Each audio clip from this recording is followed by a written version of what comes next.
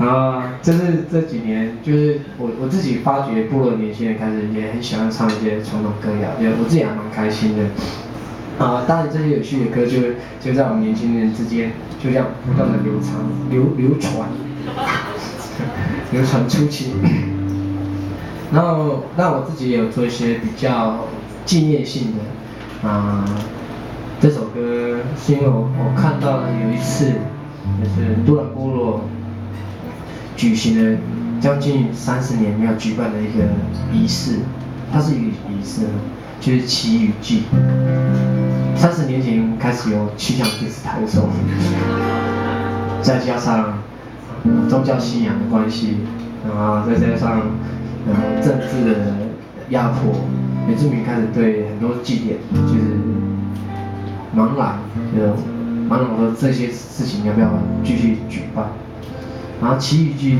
其实在阿美族人观念它不是真的无私去祈求的，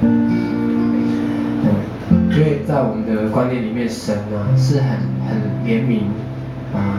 人民的，就是他怜悯大地一样。当越可怜的人越诚心跟上天祈求的话，上天会越愿意赐福给他。然后下雨这件事情就是实在是一件非常困难的事情，连巫师有时候他也办不到，但有一种可以办到，就是部落里面最可怜的人的祈求，上天一定会听得到。然后通常这样的人呢，都是寡妇，最好是老公死掉，孩子也死光光的那一种，这样很可怜。真的太可怜了。可是他必须要有一个大爱，因为这样的人通常有时候长久下来心里会变得比较孤僻，因为没有任何可以依靠的人。当然他会比较保护自己，有时候就是受过伤的人，然后脆弱的人都会这样子的。可是如果这样的人愿意为部落祈求，展现出他的愿意把他的内心的大爱释放出来，那不得了了。所以祈雨祭通常都要这个人这样的老妇女来开口，天空才会下雨。然后太久没办